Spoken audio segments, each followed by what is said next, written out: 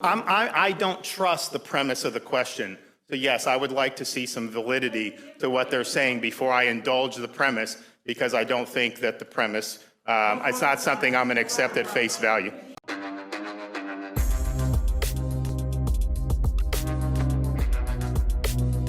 You talk about the people that were affected by your decisions. There were pregnant women, people with COVID, people caring for children at home who were denied unemployment because you didn't waive the requirements. And Who's that? Can you give me that information? they did waive them in states like Texas. Do you have the information on those people that you can provide? Well, yeah. Why didn't you waive it here? Why were those people denied? So you didn't. Can you provide me those the indications of that or the examples? Provide us the information. Okay. All right. Next. I mean, Governor, are you asking for names, or we're asking you questions about actions you've taken? So are you looking for names that we need to give you? I don't trust the premise of the question. So yes, I would like to see some validity to what they're saying before I indulge the premise, because I don't think that the premise, it's not something I'm going to accept at face value.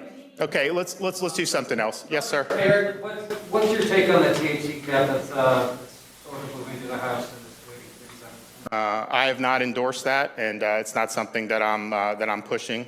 So I think I have talked with Chris about it, but it's not something I'm endorsed. Paul, there's $3 million in your recommended budget that was for a marijuana testing. There's also legislation allowing DOH to take tests from MMTC. I don't know if you have any more information on that, or. Well, no. I mean, I think that's if you look at some of the stuff that's now coming down the pike. I mean, some of this stuff's got a lot of really bad things in it. And it's not necessarily what you would have had 30 years ago if someone's in college and they're doing something. You have some really, really bad stuff in there. So I think having the ability to identify that, I think that's safety. And quite frankly, when you get into some of that stuff, that's not medicinal at that point, for sure. Governor, I wonder what your thoughts are of the statement by the head of the CDC this morning. She said she has a sense of, quote, impending doom, because she said the case trend line around the country is going back up, and it's a bad sign. So listen, when you're in those positions, I think what you want to be doing is providing calm to people, provide the facts, but when you start talking about doom, I mean, what you're saying is that the vaccines must not work because we've had millions and millions of people around the country vaccinated, states like Florida prioritizing the elderly. I think it's working. I think it's good. I think if you look, this thing has followed a very consistent seasonal pattern. So right now you see a little bit more increases in some of the northern parts of the country, but that tracks almost exactly with what happened last March and into April. And I think what you'll likely see is I think you'll see a decline across the country as we get into April and May. And then I think what you need in our part of the country, based on last year, we never really go without in terms of the pattern of this. The North, they go spike and then they go nothing over the summer, then it comes back. So we obviously had the most significant outbreak June, July. And so I think we're going to have enough protective coat between immunity conferred by infection and by the vaccines by when we get to that point. But I think what you're seeing is the natural cycle of this. I think it's repeating itself year over year.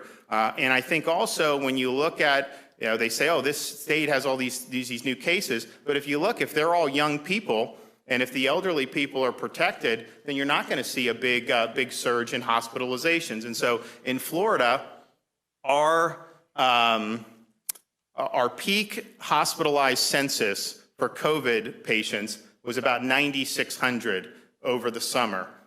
Now we're at about 2,850, I think, like that. And quite frankly, being in the 2000s is kind of the endemic baseline, somewhere in there. So I think we've made a huge amount of progress. I think the overall country has made a lot of progress. And I don't think there's anything wrong with saying that and just pointing out that we have more immunity in the population. We have these vaccines that are, I think, having a beneficial effect on our elderly population. But if you're saying it's going to be doom, when we've done however many, we've done 150 million shots nationwide, then to me the message is saying that some of that stuff must not have been terribly effective. And I think there's actually probably evidence that it has been. If you look at the nursing home results over the last couple weeks, I mean, because, we went into nursing homes third week of December.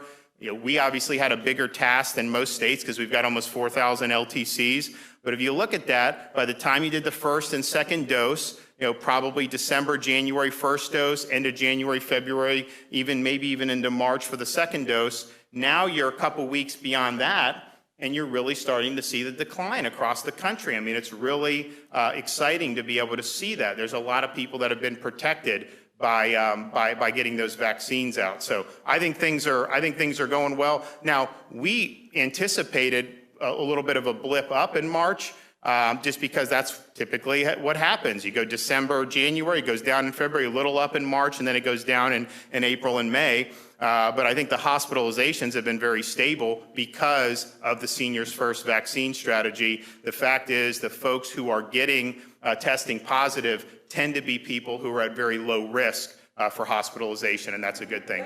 Yes, sir. Yes, sir. Yes, ma'am. Passport follow-up question.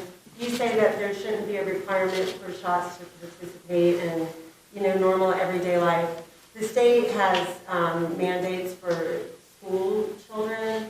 The state also has some mandates on. Well, first of all, this vaccine. I wanted to ask how you feel about that, because I just want to kind of. So I'm not aware of any mandate to say that if I want to go to a football game or a basketball game. About children going to public school, there is an exemption for religious exemptions.